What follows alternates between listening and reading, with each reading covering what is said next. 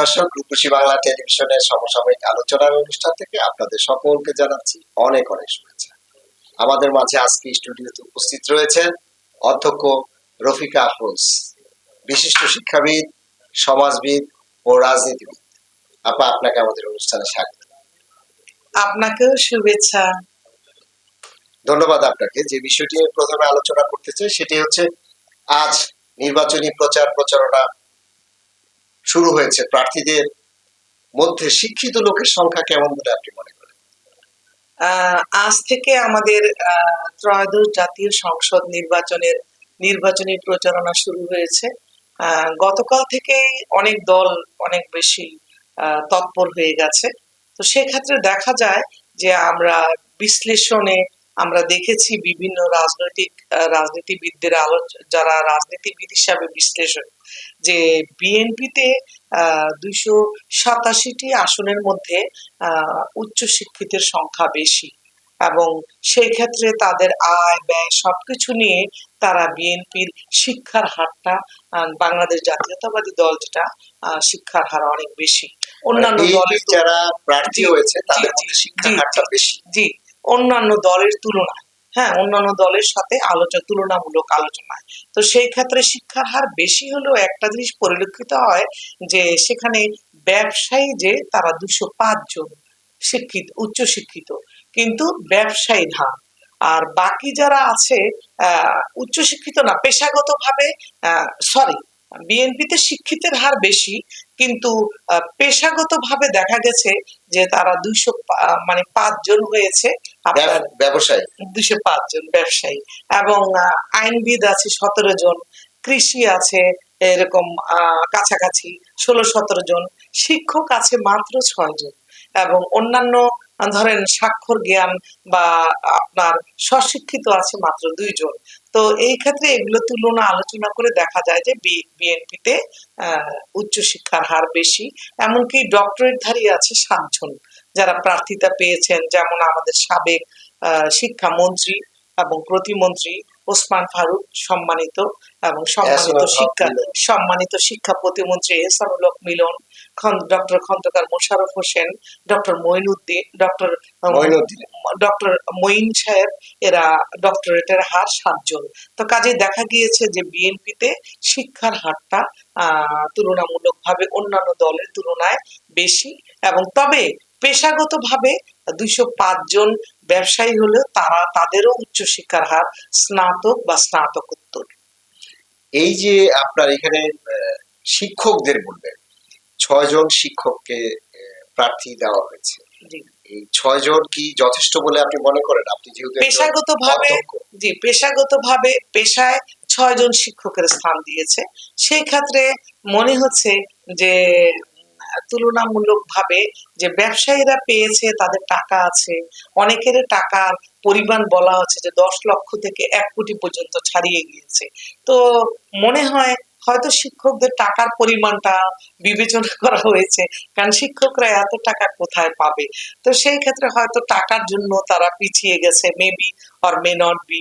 আর ব্যবসায়ীরা হয়তো টাকার জন্য এগিয়ে গিয়েছে, কারণ বর্তমান যুগে স্নাতকোত্তর এবং শিক্ষা ক্ষেত্রে সবাই শিক্ষা অর্জন করে, আর এই প্রজন্ম শিক্ষা অর্জনে পিছিয়ে নেই। তবে একটা জিনিস দেখা গিয়েছে যে যাদেরকে প্রার্থিতা দেয়া হয়েছে তারা বেশিরভাগ প্রার্থীর সংখ্যা 51 থেকে 60, হ্যাঁ, 18 থেকে 30 কে প্রার্থীর সংখ্যা একেবারেই নেই বললে চলে, এবং যুবকদের প্রায়োরিটি খুবই কম, এবং 61 থেকে 70-এর মধ্যে এবং 75-এর মধ্যে প্রার্থীর হার বেশি।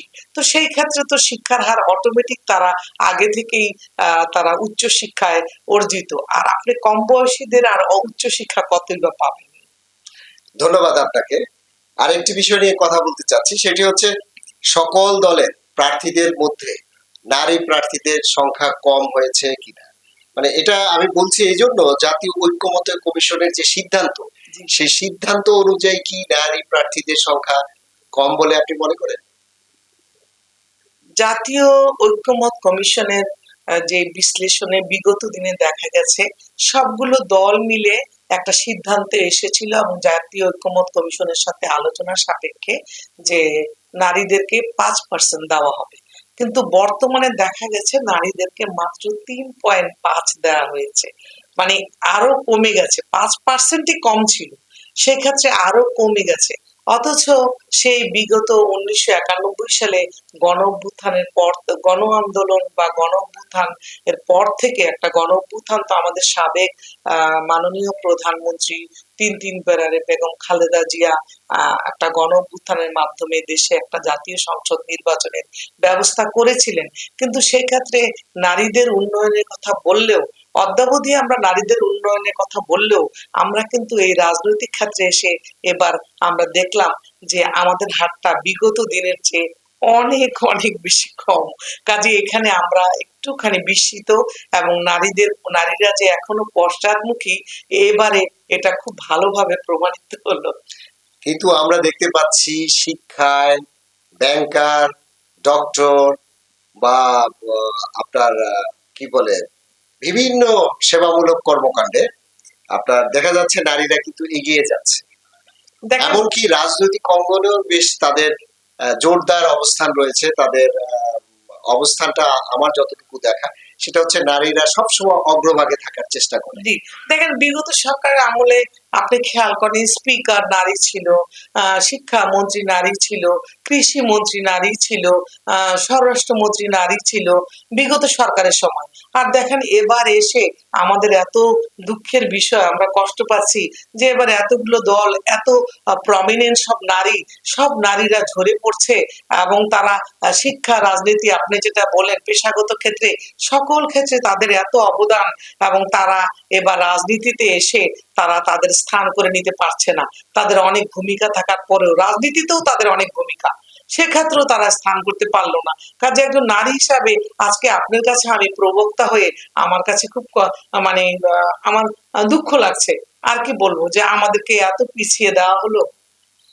ধন্যবাদ আপনাকে। আমরা আশা করব নিশ্চয়ই নারীদের ব্যাপারে আমরা যারা এই দেশে এই একটুখানি বলি যে এই যে আমাদের প্রতি একটা বারবার বলছে নারী উন্নয়ন, নারী উন্নয়ন, এই যে আমাদের প্রতি এবারে নারী উন্নয়নে আমাদের প্রতি একটা বিরাট প্রতিবন্ধকতা রাজনৈতিক ক্ষেত্রে সৃষ্টি হয়ে গেল, এবং এটা প্রমাণিত হয়ে গেল।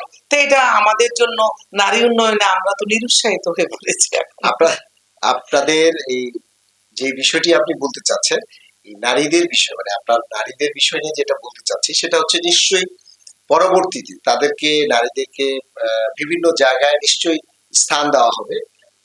যেই সরকার গঠন করুক, যারাই আসুক, তারা নিশ্চয়ই নারীদেরকে মূল্যায়ন করবে। নারীদেরকে নিশ্চয়ই বিভিন্ন জায়গায় তাদের অবস্থান অনুযায়ী, তাদের যোগ্যতা অনুযায়ী তাদেরকে সেখানে স্থান দেওয়ার দেখেন একটা চিন্তা নিশ্চয়ই জাতীয়, তারা রেখেছেন বলে আমি জি মনে করি। জি, একটা জাতীয় ঐক্যমত কমিশন যেহেতু একবার আলোচনা করলো যে 5%, তারপর বললো যে 3.5%। এখন তারা যদি পরবর্তীতে তারা কি করবে জানি না, আম, কোন সরকার বা কোন দল যদি সরকার গঠন করতে পারে, কিন্তু এখন তো আমরা একটা অনিশ্চিতের ধাক্কায় আছি, এবং পরবর্তীতে নারীদেরকে কে কাকে কোথায় দেওয়া হবে সেটা তো পরের ব্যাপার। কিন্তু এখন তো বর্তমানে চলমান অবস্থায় আমরা যে পশ্চাদমুখী আছি, এবং আমাদেরকে পশ্চাদমুখী হিসাবেই করলো, এটা আমাদের জন্য যথেষ্ট, মানে আমরা বিগত দিনে এত কিছু করেও কিছু পেলাম না, এরকম একটা অনুভূতি জেগেছে। নিশ্চয়ই আপনারা কিছু পাবেন, নারীরা আরো ভালো কিছু পাবেন এই প্রত্যাশা রাখছি। আপনি দোয়া করবেন সেজন্য। জি, ধন্যবাদ। যে বিষয়টি নিয়ে আবার কথা বলতে চাচ্ছি সেটি হচ্ছে সরকারি জাতীয় কর্ম কমিশনের সিদ্ধান্ত অনুযায়ী বেতন বৃদ্ধি করছে। এই মুহূর্তে দেশের এই মুহূর্তে কি এটা যৌক্তিক কিনা? এটা অন্তর্বর্তীকালীন সরকার, হ্যাঁ, ওনারা 14 ফেব্রুয়ারি নাকি এ ব্যাপারে চূড়ান্ত একটা সিদ্ধান্ত নেবেন। সরকারি কর্মকর্তাদের জন্য সরকারি জাতীয় বেতন স্কেল 2014 সালে এই পদক্ষেপ নিয়ে 2015 সালে একটা সরকারি বেতন স্কেলের পরিবর্তন হয়েছিল। সেখানে 1 থেকে 20 গ্রেডের একটা পরিবর্তন ছিল, এবং প্রথম ছিল যেটা নিম্ন থেকে আমি আসি, যে 8,250 থেকে শুরু হয়েছিল, এবং গ্রেড 1 থেকে গ্রেড 20 পর্যন্ত। গ্রেড 20-এ এক ছিল, থেকে 20 জি, পর্যন্ত 1 থেকে 20 পর্যন্ত। গ্রেড 20-এ ছিল 8,250, সবচেয়ে নিম্ন বেতন স্কেলধারী। তারপরে উচ্চ ছিল 78,000। এখন তারা শুরু করতে চাচ্ছে সেটাকে, যেটা নিম্ন ছিল সেটাকে শুরু করতে চাচ্ছে 8,000 থেকে 20,000-এ। আর যেটা গ্রেড 1, যেটা গ্রেড 20 সেটাকে চাচ্ছে 8,000, যেটা ছিল সেটাকে 20,000-এ নিতে চাচ্ছে, নেওয়ার সিদ্ধান্ত নিয়েছে। এবং যেটা গ্রেড 1 সেটা ছিল 78,000 নির্ধারিত, তাকে 1,60,000 নিতে চাচ্ছে। তার পাশাপাশি কিন্তু বাড়ি ভাড়া আছে এবং অন্যান্য ভাতা দিয়ে আছে, চিকিৎসা ভাতা আছে। চিকিৎসা। তাহলে এই যে সরকারি ক্ষেত্রে একটা বেতন বৃদ্ধির একটা প্রয়াস এবং সিদ্ধান্ত গ্রহণ, সেটা আপনার যৌক্তিক কতটুকু হবে আমরা প্রশ্নবিদ্ধ, কারণ তার সাথে তার একটা ট্যাক্সের ব্যাপার আছে, তার একটা আরো অন্যান্য কিছু আছে। সেই ক্ষেত্রে তাকে যে কতটুকুন এই অর্থটা কোত্থেকে আসবে, আসতে গেলে আরো 1,60,000 টাকার ঘাটতি দেখা যাচ্ছে। তো এই ঘাটতিটা কিভাবে পূরণ করবে? ঘাটতিটা পূরণ না করেই যদি বেতন বৃদ্ধির স্কেলের সিদ্ধান্ত নেওয়া হয়, সেটা কি খুব একটা যৌক্তিক বলে মনে হয়? কিন্তু তার চেয়ে বেশি যে জায়গাটি সেটি হচ্ছে যে এই যে গ্রাসরুট লেভেলে মানে সরকারি কর্ম কমিশনের তবে ছাড়া একটা জি, অন্যান্য সেক্টরে যারা রয়েছে, জি, বেসরকারি বলেন বা বিভিন্ন সেক্টরে বা জি, গার্মেন্টস শিল্প, বিভিন্ন জায়গায় যারা রয়েছে, তারা এই যে বাজার নিয়ন্ত্রণ তো হু হু করে বেড়ে যাবে, বাজার নিয়ন্ত্রণ হবে না। সেই ক্ষেত্রে সরকারি চাকরিজীবীরা দাম দিয়ে কিনবে, কিন্তু যারা অন্যান্য সরকারি অন্যান্য চাকরি পেশা আছে। তাদের তারা কিভাবে তাদের সংসার পরিচালনা করবে? তবে কারণ এই বেতনটা বৃদ্ধির সাথে সাথে বাংলাদেশের যে জি, ট্রেডিশন সেটা হচ্ছে সমস্ত জিনিসের দাম বেড়ে দ্রব্যমূল্য যায়। বৃদ্ধি পাবে। তো আপনি একটা খুব ভালো পয়েন্ট বলেছেন। দ্রব্যমূল্য বৃদ্ধি পেলে দেখা দেখা যাবে যে সরকারি কর্মকর্তারা অতটা বেশি সংকটের মোকাবেলায় পড়বে না, কিন্তু অন্যান্য পেশাগতরা পড়বে। হ্যাঁ, এমনকি আপনার আরেকটা কথা আছে, এখানে একটা কথা বলা হয়েছে যে যারা নাকি বিশ্লেষক বা যারা এই বেতন নিয়ে আলোচনা করছে, তাদের মধ্যে অনেকেই বলেছে যে নিচের যে 8,000 টাকার একটা স্কেল 20 গ্রেডের, সেটাকে বাড়ানো যায়। হ্যাঁ, সেটা অনেক কম এই হিসাবে, কিন্তু উপরের দিকের বেতন স্কেলটাকে এখনই না বাড়িয়ে ধাপে ধাপে বাড়ালে সেটা ভালো হয়। তবে নিচের থেকে বাড়ানো হোক, সেটাকে তারা সমর্থন করেছে, যারা এটাকে যৌক্তিক বলে মনে করে না। আর যারা অন্যান্য পেশা বলতে আপনার অবশ্যই তাদের উপরে এক ধরনের চাপ পড়বে, কারণ গার্মেন্টস বলেন, অন্যান্য জায়গায় তো সব বেসরকারি এবং মালিকানাধীন। বিভিন্ন তারা তো পেশাজীবীদের বিভিন্ন পেশাজীবী, তারা তো বেতন বাড়াতে পারবেও না। তাদের নিজস্ব মূলধন, তাদেরও ক্যাপিটাল কত, তাদেরও বাজেট কত, কারণ তারাও তো মালিকানাধীন হলেও তারা একটা চাপের মুখে পড়বে সরকারের এই ধরনের সিদ্ধান্তের কারণে। কারণ অন্যান্য তারা সেই জায়গায় অন্যান্য পেশাজীবীরা তখন আপনার আন্দোলনমুখী হয়ে পড়বে, দেশে একটা অস্থিতিকর পরিবেশ সৃষ্টি হবে এই বেতন বাড়ানোর। সরকারি ভাবে যদি বেতনটাকে এইভাবে বাড়ানো হয়, যদি অন্যান্য ক্ষেত্রেও যদি সিদ্ধান্ত গ্রহণ না করা হয়, কারণ পুরো দেশটা তো শুধু সরকারি লোক নিয়ে না, সরকারি, বেসরকারি, কর্পোরেট এবং সমগ্র পেশাগত, কৃষি, সমগ্র পেশার সমন্বয়ে একটা দেশ। সেই ক্ষেত্রে এই যে সাম্যের যে জায়গাটি জি, মানে সব মানে সামঞ্জস্য রেখে জি, সাম্য বজায় রাখার জন্য যে জি, জায়গাটি, সেই জায়গাটি কি আপনি কি মনে করেন ঠিক থাকবে যদি এইটা এই সিদ্ধান্ত যদি বাস্তবায়ন হয়? জি, যদিও এখনো বাস্তবায়ন হয়নি বা সিদ্ধান্তটি এখনো চূড়ান্ত হয়নি, যদি বাস্তবায়ন হয় তাহলে সাধারণ মানুষ বা অন্যান্য পেশাজীবীদের মধ্যে কি এটা সাম্যের জায়গাটি ঠিক থাকবে বলে মনে করেন? আপনাকে একটা কথা বলতে হবে, সেটা হলো শুনতে হবে আর কি। আমি তো আর বলবো, আপনি শুনবেন। তা এখন আপনি আমাকে প্রশ্ন করেছেন, সেটা হলো যে দেখেন, শিক্ষকদের কথাই বলি, আমি শিক্ষাবিদ। সেই ক্ষেত্রে এমপিওভুক্ত শিক্ষা প্রতিষ্ঠান, হ্যাঁ, তাদের কিন্তু রেজাল্ট ভালো। বেসরকারি শিক্ষা এমপিওভুক্ত শিক্ষা প্রতিষ্ঠান, তাদের ছাত্রী সংখ্যাও বেশি। হ্যাঁ, এবং সরকারি ক্ষেত্রে এবং তাদের সরকারি ক্ষেত্রে কিন্তু ছাত্রী সংখ্যা বেশি না এবং রেজাল্টও অত বেশি মনোভূত না, কিছু কিছু কতিপয় প্রতিষ্ঠান ছাড়া। যখন সরকারি এরা পেয়ে যাবে, তখন বেসরকারি এরা কিন্তু ওইভাবে পাবে না।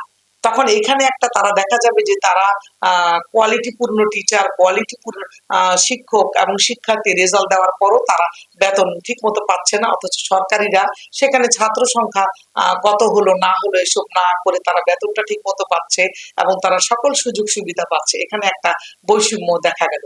আরেকটা ক্ষেত্রে দেখা গেছে, আপনাকে বলি, সেই ক্ষেত্রে মানে যারা পাচ্ছে না তারা কি তাদের সঠিক জিনিসটা কি দিতে পারবে জাতিকে, এই দেশকে? যারা তাদের যে পাচ্ছে না, কর্মের যে জায়গাটা যারা সেটা কি পাচ্ছে সঠিকভাবে না, তারা এই দিতে যে পারবে? সমতা অসমতা এবং এই যে বৈষম্য, যার ফলে সরকারি বেসরকারির মধ্যে কিন্তু একটা বিরাট বৈষম্য তৈরি হয়ে গেল।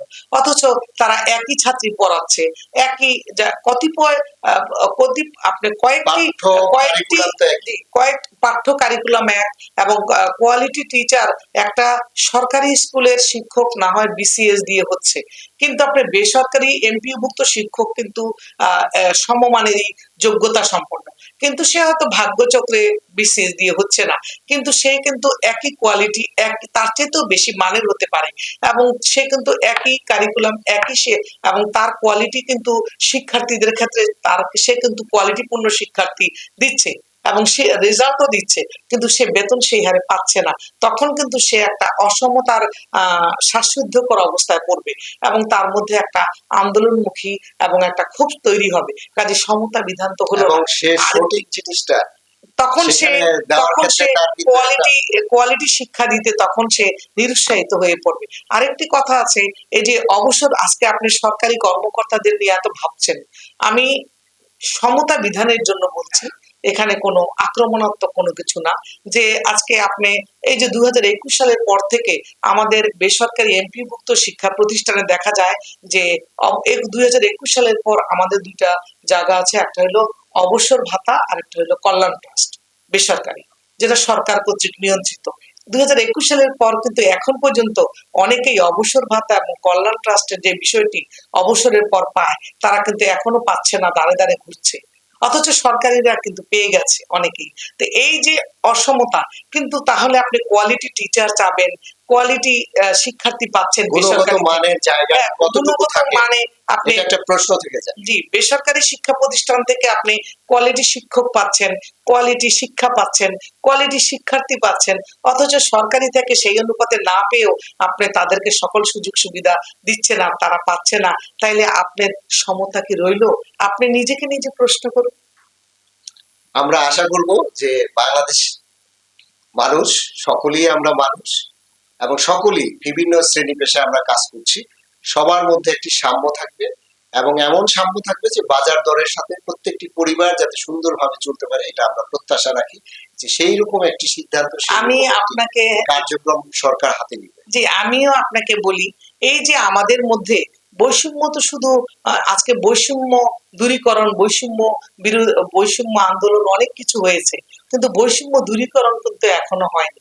কাজে এই যে সরকারি বেসরকারি বিভিন্ন পেশাগত ক্ষেত্রে এখনো যে এই যে দ্রব্যমূল্য বৃদ্ধির সাথে বেতন বৃদ্ধি, এবং শিক্ষকদের সাথে সরকারি বেসরকারি শিক্ষকদের সাথে বৈষম্য, সকল ক্ষেত্রেই এই যে বৈষম্যের একটা চলমান প্রক্রিয়া চলছে, হ্যাঁ, এবং দূরীকরণ হচ্ছে না, তাতে কিন্তু দেশ একটা অস্বস্তিকর, অস্থিতিশীল এবং আর্থিক, সামাজিক, পরিবেশগত এবং মানসিক ভাবেও একটা দুরবস্থার সম্মুখীন এবং সংকটাপন্ন অবস্থায় আছে বলে আমি মনে করি। তবে আমি আশা রাখবো এই জিনিসটার প্রতি, যে সরকারি আসুক এবং যে দলই আসুক, সমতা বিধান করেই যেন সর্বক্ষেত্রে দেশটা পরিচালিত হয়, যা গণতান্ত্রিক।